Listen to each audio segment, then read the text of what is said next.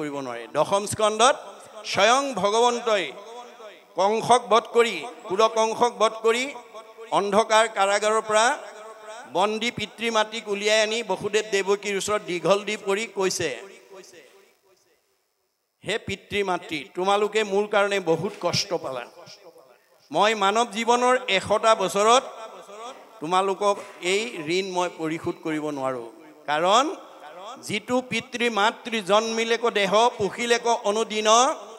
শতেক বৎসৰে সিটো পুত্ৰে তাৰ খুজিবে নপাৰে ঋণ যি পিতৃ মাতৃ আমাক জন্ম দিয়ে বিশ্ব সংসাৰ দেখালে মানৱ জীৱনৰ 100টা বছৰত আমি সেই পিতৃ মাতৃৰ ঋণ পৰিশোধ কৰিব নোৱাৰো তেনেস্থলত ভাগৱতৰ দৰ্শন নজানা কোনো সন্তানে যদি পুত্ৰ হুয়া যিটো পিতৃক নুপুষৈ দুৰ্জন আতি আবাতি তাহাৰ মাংসক তাকে খুৱাবয়ো জমৰ কিং কৰে কাটি কোনোবা সন্তানে যদি বৃদ্ধ পিতৃ মাতৃক অৱজ্ঞা কৰে অনিহা কৰে অশ্ৰদ্ধা কৰে অৱহেলা কৰে তেওঁ ইমান দুখী হ'ব লাগিব যে তেওঁৰ মাংস কাটি কাটি জম কিং কৰে তেওঁকেই খুৱাব অকল সিমানেই নহয় বৃদ্ধ পিতৃ মাতৃ গুৰু বন্ধুজন নুপুষে পিতৃ পুত্ৰক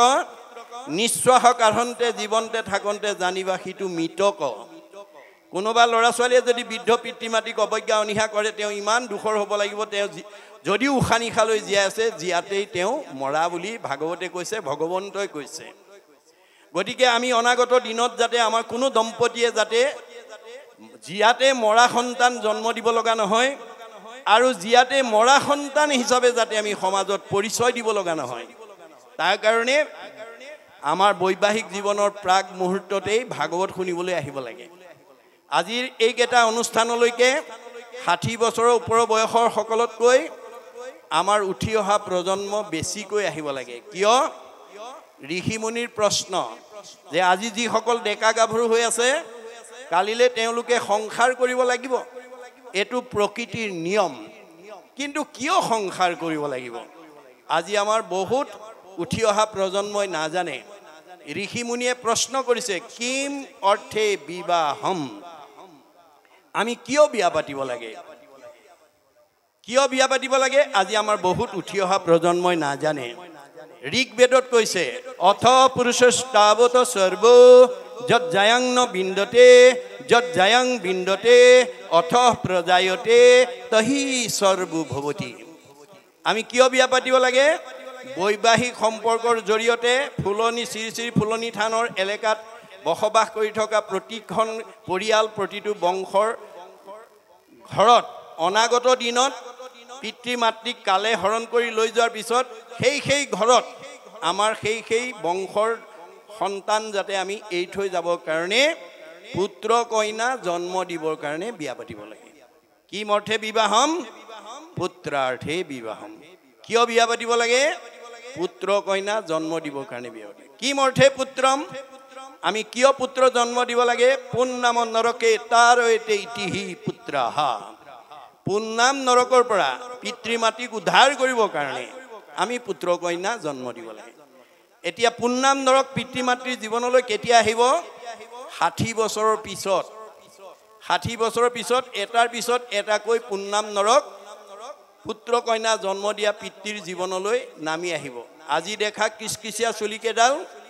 60 বছৰৰ পিছত মৰাপাতৰ দৰে বগা হৈ যাব বহুত দূৰলৈকে দেখা চকুযোৰ দৃষ্টিশক্তি কমি যাব ৰিং মাৰিলে শুনা কাণখন চিঞৰি থাকিলেও নুশুনা হ'ব কমনীয় দেহাটো খুতুৰা খুতুৰ পৰিব টান বস্তু চুবোৱা দাঁতকেইটা খুলুক ধুলুক হ'ব যাওঁ বুলিলে যাওঁ খাওঁ বুলিলে খাওঁ বোলা দেহাটোৰ মুখৰ আগত এমুঠি অন্ন পুত্ৰ কইনা বোৱাৰীয়ে নিদিলে খাবলৈ নোপোৱা অৱস্থা হ'ব সেই দিনাখন বৃদ্ধ পিতৃ মাতৃক সেৱা শুশ্ৰূষা মৰম চেনেহ লালন পালন কৰিবলৈ আমি পুত্ৰ কইনা জন্ম দিব লাগে এতিয়া কোন পুত্ৰই সেই কৰ্ম কৰিব ভাগৱতত কৈছে পুত্ৰেও তৰাইবে বুলি শুনি আছে শাস্ত্ৰ বৈষ্ণৱ পুত্ৰক লাগি বুলি আছে মাত্ৰ আমি বৈষ্ণৱ পুত্ৰ জন্ম দিব লাগিব বৈষ্ণৱ পুত্ৰহে পিতৃ মাতৃক বৃদ্ধ বয়সত সেৱা শুশ্ৰূষা মৰম চেনেহ লালন পালন কৰিব অবৈষ্ণৱ পুত্ৰ যদি উপজে বংশত স্বৰ্গ হন্তে পিতৃক পেলাৱে নৰকত যদি আমি কেনেবাকৈ অবৈষ্ণৱ পুত্ৰ জন্ম দিব লগা হয় তেতিয়া হলে বৃদ্ধ বয়সত আমাৰ পুণ্যৰ বলত স্বৰ্গত থাকিলেও নৰকলৈ নমাই আনিব যেটো আজি আমি বাস্তৱত দেখিছো বহুত সুখত আছিল এটা সময়ত এতিয়া বৃদ্ধাশ্ৰমলৈ পঠাই দি দুখত কাল কটাবলগীয়া আছে গতিকে আমি বৈষ্ণৱ পুত্ৰ জন্ম দিব লাগিব আমি বৈষ্ণৱ পুত্ৰ জন্ম দিবলৈ হলে আমাৰ প্ৰজন্মবিলাকে উঠি অহা প্ৰজন্মই নৱদম্পতিসকলে কি কৰিব লাগিব আমাৰ ভাগৱতত উল্লেখ কৰিছে বিশিষ্ট পুণ্যকে পায় বৈষ্ণৱ পুত্ৰ এতেকে ভজিবে লাগে কৃষ্ণক মাত্ৰ কোনোবা নৱদম্পতিয়ে যদি ভাল সন্তানৰ পিতৃ মাতৃ হ'ব খোজে তেতিয়া হলে এক দেও এক হেও একবিনে নাই কেও এক ভগৱন্ত শয়নে সপোনে স্নানে গুপ্যস্থানে ভক্তি কৰিব লাগিব কৃষ্ণ তুষ্ট ভলে জনো পুত্ৰ উপজয় কৃষ্ণেখি পৰম পুত্ৰ মিত্ৰ ভাতৃছয় ভগৱন্ত যেতিয়া আমাৰ প্ৰতি সন্তুষ্ট হ'ব আমি মনে ভবা সন্তান আমাৰ ঘৰলৈ পঠাই দিব যদি আমি বৈষ্ণৱ পুত্ৰ জন্ম দিব নোৱাৰো তেতিয়া আমাৰ কি হ'ব তাৱত ভ্ৰমন্তি সংসাৰে পিতৰৌ পিণ্ড তৎপৰা যাৱত কুলে ভক্তিযুক্ত সুত ন এব প্ৰজায়তে আমাৰ বংশত যদি আমি এটা বৈষ্ণৱ সন্তান জন্ম দিব নোৱাৰো আমাৰ পিতৃ মাতৃ এই জন্ম চক্ৰত অহা যোৱা কৰি থাকিব লাগিব পুনৰপি জনমম পুনৰপি মৰণম পুনৰপি জনমম পুনৰপি মৰণম হৈ থাকিব লাগিব তেওঁলোক বৈকুণ্ঠলৈকে যাব নোৱাৰিব গতিকে আমি বৈষ্ণৱ পুত্ৰ জন্ম দিবলৈ হলে আমি ভগৱন্তত ভক্তি কৰিব লাগিব গতিকে আমাৰ কেনে ধৰণৰে আমি সংসাৰ কৰিব লাগিব তাৰ নীতি নিবন্ধ কৰি ভাগৱতত মহাপুৰুষে দেখুৱাই থৈ গৈছে দাৰ্শনিক পণ্ডিতসকলেও সময় নিবন্ধ কৰি দিছে 24 ঘণ্টাত 8টা পহৰত ভাগ কৰিছে সূৰ্য উদয়ৰ পৰা সূৰ্যাস্তলৈ 4 পহৰ আৰু সূৰ্যাস্তৰ পৰা পুনৰ সূৰ্য উদয় হলে 4 পহৰ এই 8 পহৰত আমি কোনটো পহৰত সৃষ্টি কাৰ্যত আগবঢ়াই যাব লাগিব এই কথা নিবন্ধ কৰা আছে সূৰ্য উদয়ৰ পৰা সূৰ্যাস্তলৈকে 4 পহৰত অৰ্থাৎ দিবা সময়ত কোনো দম্পতিয়ে সৃষ্টি কাৰ্যত আগ নাবাঢ়ে বা বাঢ়িব নালাগে কেতিয়া বাঢ়িব লাগিব সূৰ্য অস্ত যোৱাৰ পৰা পুনৰ সূৰ্য উদয় হোৱালৈ 4টা পহৰত তাৰে প্ৰথম দুটা পহৰ বাদ দিবৰ কাৰণে বিজ্ঞানে স্বীকাৰ কৰিছে কি বুলি যে আমি খোৱা অন্নটো ব্ৰহ্মলৈ ৰূপান্তৰ হ'বলৈ কমেও 6 ঘণ্টা সময় লাগে আমি খোৱা আহাৰটো প্ৰথমতে ৰসৰ পৰা তেজৰ পৰা মাংসৰ পৰা মেদৰ পৰা হাড়ৰ পৰা মজ্জাৰ পৰা শুক্ৰৰ পৰা আমাৰ সতি সন্তান হয় গতিকে আমি দুটা পহৰ বাদ দি তৃতীয় আৰু চতুৰ্থ পহৰত আমি সৃষ্টি কাৰ্যত আগবাঢ়িব লাগিব কেনেকৈ আমাৰ বুঢ়াসকলে কয় পুৰুষ প্ৰকৃতি হবা একমতি তেহে সিজিব হৰিত ভকতি স্বামী স্ত্ৰী দুইজনা একমনা হ'ব লাগিব নৱদম্পতিয়ে পূৰ্বতে আলোচনা কৰিব লাগিব যে আমাৰ প্ৰথম সন্তানটো ল'ৰা লাগে নে ছোৱালী লাগে ল'ৰা লাগিলে ল'ৰা দিব ছোৱালী লাগিলে ছোৱালী দিব যাদৃশী ভাৱনা জৈছ সিদ্ধি ভৱতি তাদৃশী ভগৱন্তই মোক কৈছে মই তোমাৰ হৃদয়তে আছো তুমি যেনেকৈ ভাবিবা তেনেকৈ তুমি মোৰ পৰা ফল পাবা ভাবেন লভতে সৰ্বম ভাবেন দেৱদৰ্শনম ভাবেন লভতে পৰম জ্ঞানম তস্মাৎ ভাৱ অৱলম্বনম ভাবিবলৈ শিকিবা মই গুৰু ৰূপে সকলো কথা ভাগৱতত অন্তৰ্নিহিত কৰি আছো ভৱিষ্যত জীৱনত যদি মানুহ হিচাপে সংসাৰত নিজক পৰিচয় দিব খোজা মানৱ সম্পদ হিচাপে ভাগৱত শুনিবলৈ আহিবা ভাগৱত নুশুনা কোনো বিদ্যাৱন্ত ধনৱন্ত শ্ৰীমন্তই এই সংসাৰ জন্ম চক্ৰৰ পৰা ওলাই যাব নোৱাৰে এটো বিজ্ঞানে স্বীকাৰ কৰিছে যে আমাৰ এই পৃথিৱীৰ উপৰি ভাগত যি বায়ুমণ্ডল আছে তাক ঘনত্বৰ ওপৰত 3টা স্তৰত ভাগ কৰিছে টপস্ফিয়াৰ টেট্ৰস্ফিয়াৰ আইনোস্ফিয়াৰক বৈতৰণী নদী হিচাপে কল্পনা কৰা হৈছে অৰ্থাৎ আমাৰ প্ৰয়াণৰ পিছত আমাৰ জীৱই এই বৈতৰণী নদী পাৰ হলেহে 14 ব্ৰহ্মাণ্ড বাহিৰত ভকতৰ কাৰণে নিৰ্মাণ কৰি থকা নিৰ্মল জীৱৰ কাৰণে নিৰ্মাল কৰি থকা পবিত্ৰ আত্মাৰ কাৰণে নিৰ্মাণ কৰি থকা বৈকুণ্ঠত আমি অৱস্থান কৰিব পাৰিম গতিকে ভাগৱত শুনা জীৱ ডেকা ল'ৰাই হওক গাভৰু ছোৱালীয়ে হওক বোৱাৰীয়ে হওক জীয়াৰীয়ে হওক বাল্যই হওক বৃদ্ধই হওক ভাগৱত শুনা জীৱ ইমান নিৰ্মল হৈ যাব মাধৱদেৱে ঘোষাত লিখিছে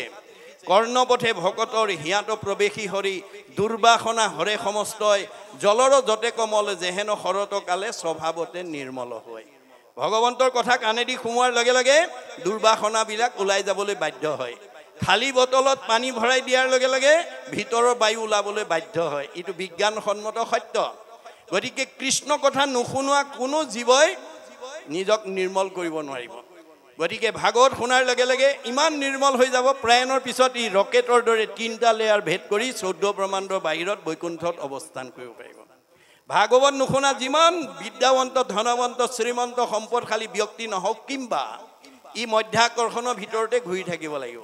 পুনৰপি জনমম পুনৰপি মৰণম, পুনৰপি জননমম পুনৰপি মৰণম হৈ ঘূৰি থাকিব লাগিব। গতিকে ভাগৱত নুশুনা পৰ্যন্ত আমাৰ জীৱন নিৰ্মল হ'ব নোৱাৰে। সেইকাৰণে আমি সকলোৱে যাতে এনেধৰণৰ অনুষ্ঠানত আহি দহ বন কাটি কৰি যাতে আমি শ্ৰৱণ কৰি নিজক যাতে শুদ্ধ কৰিব পাৰোঁ। কাৰণ মানুহৰ বাবে ঈশ্বৰৰ কথা শুনা আৰু দ্বিতীয় ব্যক্তি নাই। ভগৱন্তৰ সৃষ্টিৰ সকলো প্ৰাণীৰ ভিতৰত মানুহৰ বাদে আনে শুনিব নোৱাৰে। এই কথা আমি উপলব্ধি কৰিব লাগিব। উপলব্ধিয়ে আমাৰ জীৱনলৈ সংস্কাৰ নমাই আনিব।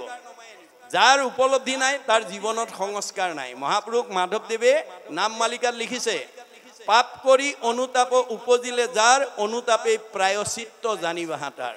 আপুনি এটা বেয়া কাম কৰাৰ কাৰণে পৰিয়ালে বেয়া পাইছে, সীমাঘৰীয়া মানুহে বেয়া পাইছে, সমাজে বেয়া পাইছে। গতিকে আপুনি উপলব্ধি কৰিব লাগিব, মই এইটো কাম কৰাৰ কাৰণে মোক পৰিয়ালে বেয়া পাইছে, ওচৰ চুবুৰীয়াই বেয়া পাইছে, সীমাঘৰীয়াই বেয়া পাইছে, সমাজে বেয়া পাইছে। অনাগত দিনত আৰু মই এনেকুৱা ভুল কাম নকৰোঁ। এই বুলি যিদিনাখন আপোনাৰ অনুতপ্ত হ'ব, সেইদিনাখন আপোনাক জীৱই প্ৰায়শ্চিত্ত হৈ যাব। আপোনাক দণ্ড ভৰাই কাকো সংস্কাৰ কৰিব নোৱাৰে। সেইকাৰণে আমাৰ জ্ঞানক আমি উপলব্ধিৰ দ্বাৰা বিজ্ঞানলৈ উত্তৰণ কৰিব লাগিব। বিজ্ঞানক উপলব্ধিৰ দ্বাৰা দৰ্শনলৈ উত্তৰণ কৰিব লাগিব। আৰু দৰ্শনক উপলব্ধিৰ দ্বাৰা ধৰ্মত নি প্ৰতিষ্ঠা কৰিব লাগিব। মনত ৰাখিব কথাটো। আমি ভাগৱত শুনিবলৈ কিয় আহিব লাগে? ভগৱন্তই দিয়া প্ৰতিভাটো যাতে আমি উপলব্ধিৰ দ্বাৰা প্ৰণালীবদ্ধ প্ৰয়োগৰ দ্বাৰা বিজ্ঞানলৈ উত্তৰণ কৰাৰ পিছত উপলব্ধিৰ দ্বাৰা দৰ্শন, দৰ্শনৰ উপলব্ধিৰ পিছত ধৰ্মত নি যদি যাতে আমি প্ৰতিষ্ঠা কৰিব পাৰোঁ, এইকাৰণে ভাগৱত শুনিবলৈ আহিব লাগে। তেতিয়া আমাক কি কৰিব? ধৰ্ম ৰক্ষতি ৰক্ষিত। ধৰ্মই কৈছে মোৰ কাম ৰক্ষণাবেক্ষণ দিয়া। মই তৃণমূল এটা আত্মা, পৰিয়াল, সমাজ, অনুষ্ঠান, প্ৰতিষ্ঠান, দল, সংগঠন, জড়জগত, জীৱ জগতক মই ৰক্ষণাবেক্ষণ দিওঁ। কিন্তু কেতিয়া দিওঁ? যেতিয়া মোক ৰক্ষণাবেক্ষণ দিয়ে। সেইকাৰণে এজন দাৰ্শনিক পণ্ডিতে কৈছে, systematic knowledge is science, realise science is philosophy, realise philosophy is religion, religion is the highest sense of philosophy. তাৰমানে প্ৰণালীবদ্ধ জ্ঞানক বিজ্ঞান বুলি কৈছে। বিজ্ঞানটো যেতিয়া উপলব্ধি কৰিব দৰ্শন, আৰু দৰ্শনটোক যেতিয়া উপলব্ধি কৰিব ধৰ্ম, ধৰ্মতকৈ আৰু শ্ৰেষ্ঠ দৰ্শন পৃথিৱীত নাই। শংকৰদেৱে এটা বাক্যত বুজাই দিছে, কি বুলি? যতেক দেখা খোজ সমুদায়, হস্থিৰ খোজত সবে লকায়, এহিমতে যত বিশ্ব সমস্ত, কৃষ্ণতে জানা সবে যাই অষ্ট। অৰ্থাৎ প্ৰকৃতি জগতত যিমানবিলাক জীৱ জন্তু আছে, সকলো জন্তুৰ খোজ হাতীৰ খোজত লুকাই যায়। হাতীৰ খোজতকৈ আৰু ডাঙৰ খোজ কোনো জন্তুৰ নাই।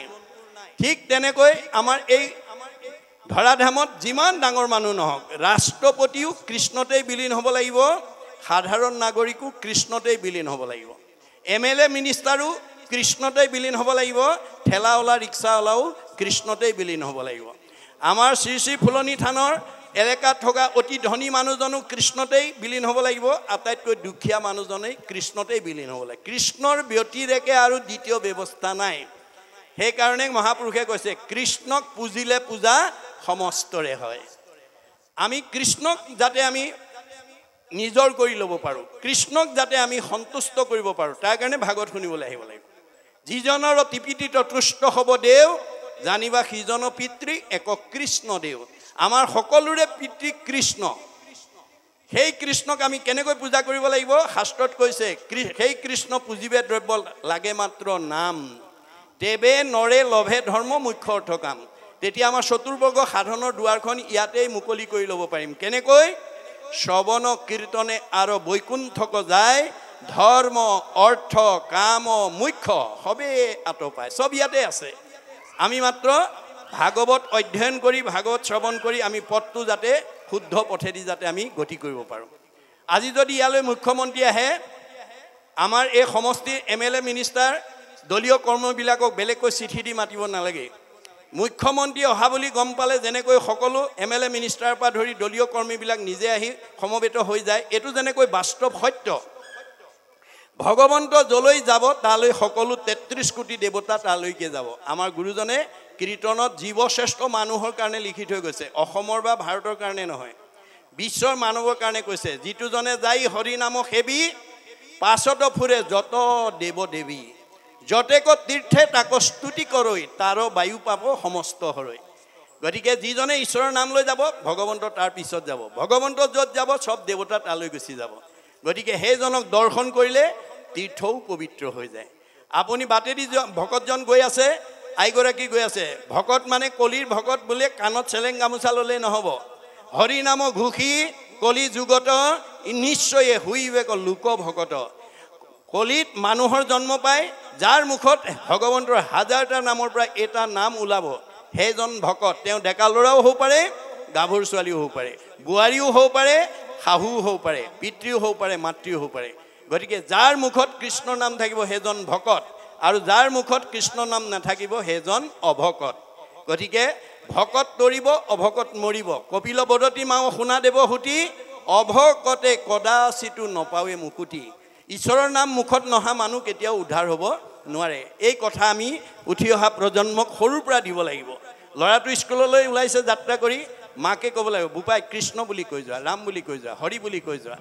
এই নীতি শিক্ষা আমাৰ দিব লাগিব গতিকে সৰুতে যদি ল'ৰাটোৰ মনত যদি ঈশ্বৰৰ নাম ফুটাই দিব পাৰে শব্দ ব্ৰহ্ম ৱৰ্ড ইজ গড ই অবিনাশী শব্দ কেতিয়াও বিনাশ নহয় সৰুতে যদি ল'ৰাটোক কৃষ্ণ ভক্তিপৰায়ণ কৰি দিয়ে সি আগলৈ ভাল ভকত হ'বই ভাল গুণ বিশিষ্ট লোক হ'বই সেইকাৰণে হেন জানি শিশু হ'ব এৰা আন কৰ্ম ধৰিও কুমাৰকালে ভাগৱত ধৰ্ম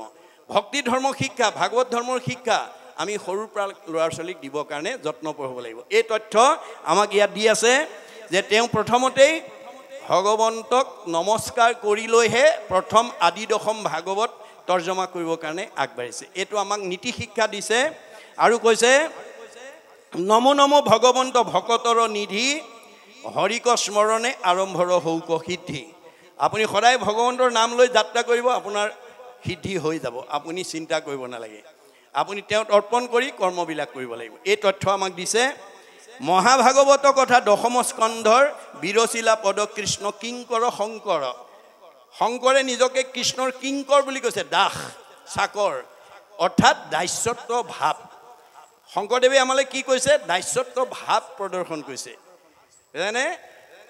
আপুনি দাস্যত্ব ভাৱৰ মানুহ নোহোৱা পৰ্যন্ত আমি সমাজৰ কেতিয়াও প্ৰিয় হ'ব নোৱাৰোঁ সেইকাৰণে ইংৰাজীত এষাৰ কথা আছে small is beautiful small is beautiful অৰ্থাৎ বিন্দুৱেই সিন্ধু কবিৰ ভাষাত এটুপ এটুপ কৰি ডাৱৰৰ পানী পৰি ভৰি গ'ল বহল সাগৰখন একেদিনাই হোৱা নাই ডাৱৰৰ পৰা এটুপ এটুপ পানী পৰি যেনেকৈ এখন বহল সাগৰ সৃষ্টি হৈছে আমিও এখোজ এখোজকৈ আগবাঢ়ি গৈহে এদিন নিজক প্ৰতিষ্ঠা কৰিব লাগে একেদিনাই আপুনি ডাঙৰ মানুহ হোৱা একেদিনাই আপুনি মানে পদৰ অধিকাৰী হোৱাৰ বাঞ্ছা যাতে আমি কৰিব নালাগিব কৰিব পাৰিব কিন্তু আপুনি সৎগতি নাপাব বুলি কৈছে নেৰিবেক ধনে ধানে মানে অশকতি নাপাইবে উদ্ধাৰ সখী যাইবে অধুগতি আপুনি যদি সদায় মান সন্মান ইন্দ্ৰিয় সুখ ভোগৰ চিন্তাতেই যদি আপুনি কৰ্মবিলাক কৰি থাকে আপোনাৰ জীৱ কেতিয়াও উদ্ধাৰ হ'ব নোৱাৰে কাৰণ বেদত কৈছে ধায়তু বিষয়ান পুঞ্চ সংগস্তে সুপ্ৰজায়তে সংগাত সংজায়তে কাম কামাত ক্ৰোধ বিজায়তে ক্ৰোধাত ভবতি সন্মোহ সন্মোহাত স্মৃতি বিভ্ৰম স্মৃতি ভঞ্চাত বুদ্ধিনাশং বুদ্ধিনাশাত প্ৰণয়সতি আপোনাৰ মনটো যদি কামনা আৰু বাসনাৰ বলি কৰি দিয়ে আপোনাক কোনো বস্তুৱে জোৰা নমৰা হ'ব যত দিব্য ঘৰ বাৰী বস্ত্ৰ অলংকাৰ সবেও নুপুৰে মন একলোভিয়াৰ আপোনাৰ মনটো যদি লোভৰ বলি হৈ গ'ল আপোনাক একো বস্তুৱে জোৰা নমৰা হ'ব তে আপোনাৰ মনটো সদায় অসন্তুষ্ট হৈ থাকিব অসন্তুষ্ট প্ৰাণীৰ নখন্দে মনৰ দুখ তলুইকৰ লক্ষ্মী পাইলে নাহি তাৰ সুখ তলুইকৰ সম্পত্তিও তাক সুখ দিব নোৱাৰিব উপায় কি হ'ব উপায় মহাপুৰুষে ভাগৱতত দিছে যেহি পাৱে তাতে মহাতুষ্ট হুৱে মন তেবে সেই বিপ্ৰৰ তেজ বাঢ়ে অনুক্ষণ আমাক ভগৱন্তই পূৰ্বজন্মৰ পুণ্যৰ ফলত য'ত ৰাখিছে আমি কৰ্ম কৰি যিটো ফল পাইছোঁ ভকতিৰ দ্বাৰা তাতেই আত্মসন্তুষ্টি হৈ সুখে দুখে মুখে যোনো চাৰে ৰাম নাম আমি সুখ দুখ সকলো সময়তে ঈশ্বৰৰ নাম ল'বলৈ যাতে আমি অভ্যাস কৰিব লাগিব তেতিয়া কি হ'ব তেজ মানে শক্তি তেজ মানে প্ৰভাৱ তেজ মানে প্ৰতিভা তেজ মানে চেহেৰা তেজ মানে পৰমায়ুস বাঢ়ি যাব মনত ৰাখিব কথাটো এয়া ভাগৱতৰ দৰ্শন এই কাৰণে আমাক এজন দাৰ্শনিক পণ্ডিতে কৈছে উই must কনচেন্ট্ৰেট as much as we get from God ভগৱানে আমাক যি দিছে পূৰ্ব পুণ্যৰ ফলত আমি তাতেই আত্মসন্তুষ্টি থাকিবলৈ যত্ন কৰিব লাগিব যদি আমি সেইটো নহওঁ তেতিয়াহ'লে বেদে কৈছে অসংগ্ৰহ আৱশ্যকতকৈ যদি বেছি বিচাৰি যোৱা তেতিয়াহ'লে তুমি নিজৰ ভৰিত নিজেই কুঠাৰ মৰা হ'ব আজি ভাগৱতৰ এই দৰ্শন নজনা বহুত বহুত কোৱালিফাইড মানুহ বহুত উচ্চ পদস্থ বিষয়ত চাকৰি কৰা মানুহে আৱশ্যকতকৈ বেছি বিচাৰি ভগৱন্তই দিয়াটোত সন্তুষ্ট নাথাকি তেওঁ নিজাববীয়াকৈ সুখী আৰু ধনী হ'বলৈ বিচৰাৰ কাৰণে ৰঙা ঘৰৰ অতিথি হ'ব লগা হৈছে কোনোবাই চাকৰিৰ পৰা নিলম্বন হ'ব লগা হৈছে ভাগৱত শুনা ভাগৱতৰ দৰ্শন জনা কোনো কোৱালিফাইড মানুহ কোনো উচ্চ পদস্থ বিষয়ত চাকৰি কৰা মানুহ ৰঙা ঘৰৰ অতিথি হ'ব নালাগে কাৰণ তেওঁ জানে যিটো কাৰণে কৃষ্ণই বাল্যকালতে কেইবাটাও অসুৰক বধ কৰি লৈছে কিয় তাৰমানে অসুৰটো বধ কৰিছে বাহিৰত অসুৰ বধ কৰা দেখুৱাইছে আচল আধ্যাত্মিক দৰ্শনটো কি যে তেওঁ যদি সেই অসুৰকেইটাক সৰুকালতে বধ কৰি নলয় তেতিয়াহ'লে 7-8 বছৰ বয়সত তেওঁ গোপীসকলৰ লগত মহাৰাস কৰিব নোৱাৰিব গোপীসকলৰ লগত কৃষ্ণই যেতিয়া মহাৰাস কৰিছিল তেতিয়া তেওঁৰ বয়স আছিল 7 আৰু 8 বছৰ সেইকাৰণে অনংগ কেলিক বুলি কোৱা হয় অংগ কেলিৰ যোগ্য ব্যক্তি হোৱা নাই গতিকে তাৰ ভিতৰত তেওঁ প্ৰথম অসুৰটো কাক মাৰিছিল পুতনা হৈছে আবিধানিক অৰ্থ দুগন্ধ আশা আকাংক্ষা কামনা বাসনা অৰ্থাৎ আমি কামনা বাসনাটো আমি কিহৰ ওপৰত কৰি আছো যিটো মিছা আমি মিছাৰ ওপৰত কামনা কৰি আছো মাধৱদেৱে আমাক দেখুৱাই দিছে হৰিষি কেৱলে অসচা মাত্ৰ ৰাম ৰাম ৰাম ৰাম ৰাম অতান্ত বিনে মিছা যত দেখি শুনি মানে আমি চকুৰে যিমান দেখিছো কাণেৰে যিমান শুনিছো সব মিছা আজি আছে কালিলৈ নাই সঁচা কেৱল হৰি কিন্তু আমি কি কৰিছো যিটো মিছা তাক আশা কৰি ৰাম ৰাম ৰাম ৰাম ৰাম দুৰাচাৰ মন মৰস কেন অজ্ঞানে আমি মনটোক সদাচাৰ কৰিব নোৱাৰাৰ কাৰণে দুৰাচাৰ মৰণত কবলত পৰি আজি আমাৰ বহুত উঠি অহা প্ৰজন্মই নাখাবলগীয়া খাইছে মদ ভাং ড্ৰাগছ আদি সেৱন কৰিছে ফলত কি হৈছে ভগৱানে দিয়া 100টা বছৰ ভোগ কৰিবলৈ নোপোৱাকৈ আমাৰ মাজৰ পৰা বিদায় লৈছে শ্ৰী শ্ৰী ফুলনি থানৰ এই ভাগৱত ব্যাখ্যা অনুষ্ঠান যদি অব্যাহত থাকে সকলো যুৱতী আহি যদি এই ভাগৱতত যদি অংশগ্ৰহণ কৰে তেওঁলোকে কেতিয়াও আধা বয়সতে আমাৰ মাজৰ পৰা যাব লগা নহয় মনত ৰাখিব কথাটো তেওঁলোকে হয়তো 100 বছৰলৈ আয়ুস বঢ়াব আমাৰ বৰনাৰায়ণপুৰৰ গৌৰৱ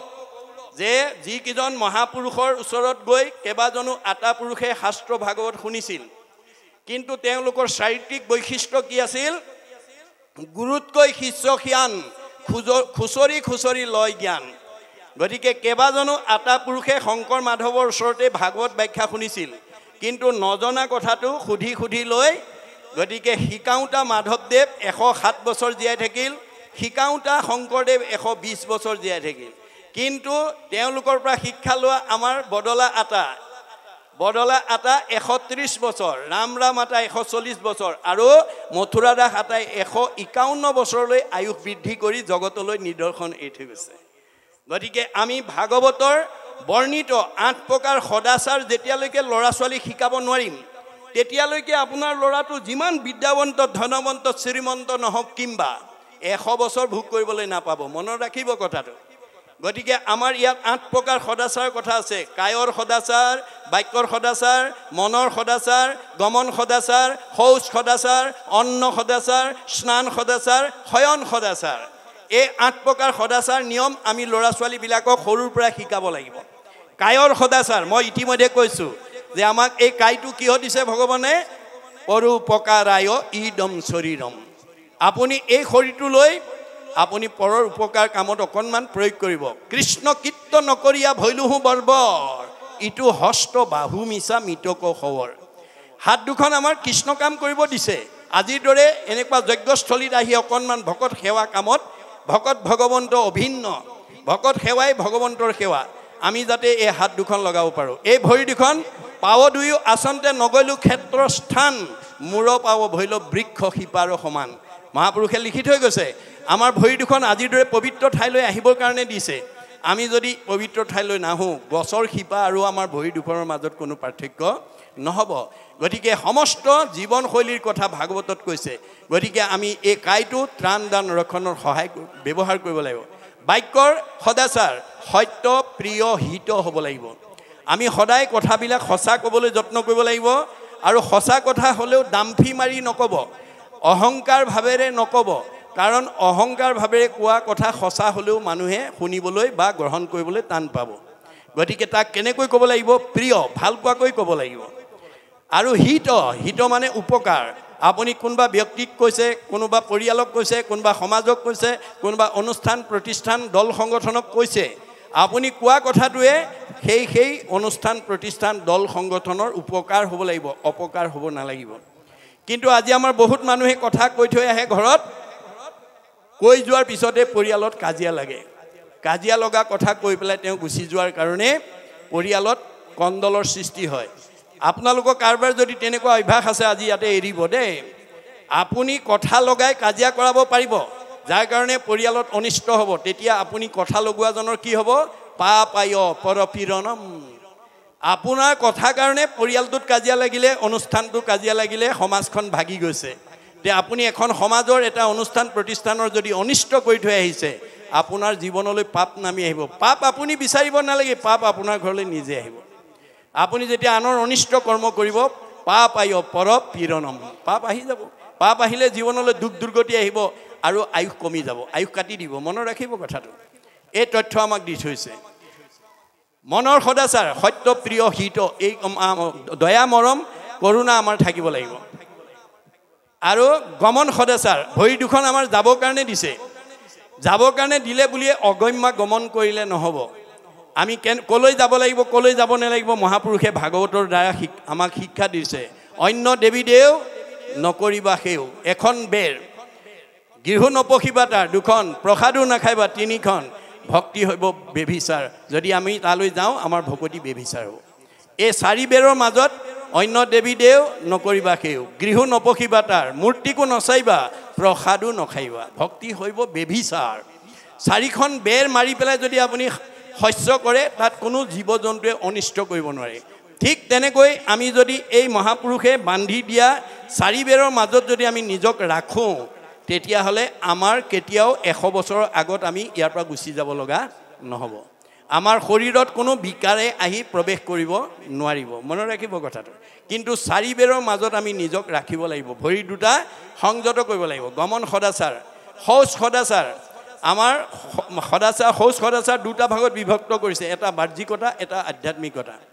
বাহ্যিক আমি শৌচ প্ৰস্ৰাৱ কৰি গা পা ধুলে আমাৰ বাহিৰটো শুদ্ধ হয় আৰু ৰাগ দেশ ঈৰ্ষা হিংসা কুৰ্চুট কপট নাথাকিলে ভিতৰটো শুদ্ধ হয় গতিকে আমি বাহিৰ ভিতৰ দুইটা শুদ্ধ কৰাৰ শৌচ পবিত্ৰতাটো আমি ল'ব লাগিব সকলো শৌচতাতকৈ মনুসংহিতাত কৈছে সৰ্বেশাম এব শৌচানাম অৰ্থ শৌচম পৰম স্মৃতম সকলো পবিত্ৰতাৰ ভিতৰত অৰ্থৰ পবিত্ৰতা সৰ্বশ্ৰেষ্ঠ আমি অনুষ্ঠান পাতিব পাৰোঁ সহজ কথা আমি কোনো দল সংগঠন গঢ়িব পাৰোঁ সহজ কথা কিন্তু তাৰ মুৰব্বীসকলে যদি হিচাপটো নিদিয়ে তেতিয়াহ'লে সেইটো অনুষ্ঠান কেতিয়াও সজীৱ হৈ নাথাকে আৰু আমাৰ অৰ্থৰ অখোচেই আমাৰ অনুষ্ঠান প্ৰতিষ্ঠান ভংগ কৰা আমাক অৰিহণা যোগায় গতিকে আমি সেই পবিত্ৰতাটো ৰক্ষা কৰিবৰ কাৰণে যত্ন কৰিব লাগিব অৰ্থ অখোচ মানে শৌচ সদাচাৰ স্নান সদাচাৰ আমি গা ধুলে গৰম লাগিছে বুলিয়ে ঢলকে পানী ঢালি গা ধুলেই নহ'ব আমি কেনেকৈ গা ধুব লাগে গা ধুওঁতে আমি গুৰুজনাই লিখি থৈ যোৱা মহাপুৰুষে লিখি থৈ যোৱা গুৰু বন্দনা দেৱভতিমা মানে গুণমালা আদি আমি গাই থাকিব লাগে জয় গুৰু শংকৰ সৰ্বগুণাকৰ যা কৰি নাহি কেও পাম তোহাৰী চৰণে ৰেণু শতকোটি বাৰ একো কৰোহু প্ৰণাম দৰশিত সুন্দৰ গৌৰ কলেবৰ জৈচন সুৰ প্ৰকাশ সকলো সভা সদৰঞ্জন যা কৰি দৰ্শনে পাপ বিনাশ আপুনি যাৰ চিন্তা কৰিলে পাপ নাইকিয়া হৈ যায় সেই কথাবিলাক গাই যেতিয়া স্নান কৰিব বাহিৰ ভিতৰ শুদ্ধ হৈ যাব স্নান সদাচাৰ অন্ন সদাচাৰ আমাৰ অন্ন সদাচাৰ অন্নজনী নকৰে বিচাৰ বুলি আমাৰ মাধৱ পুৰুষে লিখিছে ইয়াত সেই অন্নজনী যিটো কথা শব্দ লিখিছে সেইটো আমি ভবা কথাত নহয় অন্ন সদাচাৰটো কেনেকৈ হ'ব লাগে বিয়া দিনাখনে আমাৰ বিবাহিত কইনাগৰাকীক দৰাই সত্য কৰাই থৈছে আপোনালোকে যি প্ৰকাৰে বিয়া নাপাতক আপোনালোকে বিয়া পতাৰ দিনাখন সমাজক সাক্ষী কৰি ভাগৱতক সাক্ষী কৰি কইনাগৰাকীক স্বামীয়ে 7টা প্ৰতিজ্ঞাবদ্ধ কৰাইছিল তাৰ ভিতৰত প্ৰথম প্ৰতিজ্ঞাটো কি আছিল অন্নৰ লাভৰ কাৰণে তুমি প্ৰথম খোজ আগবঢ়োৱা বুলি কৈছিল কৰবাত সংস্কৃতত দিয়া আছে আৰু তাকেই ভাঙনি কৰি অসমীয়ালৈ অনুবাদ কৰি দিছে প্ৰথম প্ৰতিজ্ঞাটো কিহৰ ওপৰত কৈছে অন্ন লাভৰ কাৰণে কইনাগৰাকীয়ে কি বুলি কয় আজিৰ পৰা ধন ধান অন্ন ব্যঞ্জন আদি মোৰ অধীন হ'ব সেই অৰ্থে মই প্ৰথম খোজ আগবঢ়াইছো বুলি উত্তৰ দিশলৈ প্ৰথম খোজটো আগবঢ়াইছিল অন্নৰ ওপৰত প্ৰথম প্ৰতিজ্ঞাটো কিয় কৰাইছিল যে বিবাহিত কন্যাগৰাকীয়ে স্বাভাৱিকতে স্বামীকে প্ৰমুখ্য কৰি শহুৰ শাহুৰ আলহী অতিথি ভকত বৈষ্ণৱক অন্ন আদি ৰন্ধন কৰি খুৱায় আইগৰাকীয়ে প্ৰস্তুত কৰি খোৱা অন্নৰ পৰা আমাৰ শৰীৰত 7 ধাতু সৃষ্টি হয় অন্ন খালে প্ৰথমতে ৰসৰ পৰা তেজৰ পৰা মাংসৰ পৰা মেদৰ পৰা হাড়ৰ পৰা মজ্জাৰ পৰা শুক্ৰৰ পৰা আমাৰ সতি সন্তান জন্ম হ'ব গতিকে অন্ন ব্ৰহ্মৰ উৎস অন্ন আৰু পুত্ৰৰ উৎস ব্ৰহ্ম ইটোৰ লগত সিটো নিবিড় সম্পৰ্ক গতিকে আমাৰ আইসকলে অন্ন শুদ্ধকৈ বনাব জানিব লাগিব কেনেকৈ জলপুষ্প ফলমূল খাদ্য দ্ৰব্য যত অন্ন আদি কৰি হবে অৰ্পিব কৃষ্ণত আমাৰ আইসকলে অন্ন ৰান্ধিবলৈ যোৱাৰ আগতে চাউল কিটা ধোৱাৰ আগতে এমুঠি চাউল হাতত তুলি লৈ গুৰু দেও নাম ভগতত বা ভগৱন্তত লাগিবৰ্থে অৰ্পণ কৰা হ'ল কৃষ্ণ এই বুলি কৃষ্ণ মন্ত্ৰ উচ্চাৰণ কৰি এমুঠি চাউল ধোৱাৰ পিছতে বাকীখিনি সুন্দৰকৈ ধুই পখালি ভক্তিভাৱে ৰন্ধন কৰিব লাগিব